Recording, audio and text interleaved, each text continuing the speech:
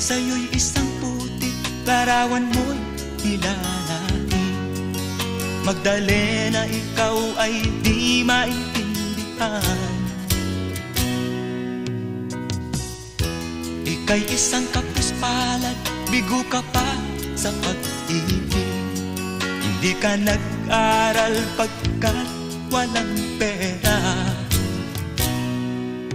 kaya ika'y namasukan dun sa mabini na patpad. Mula noon binansagan, kalapating mababa ang lipat.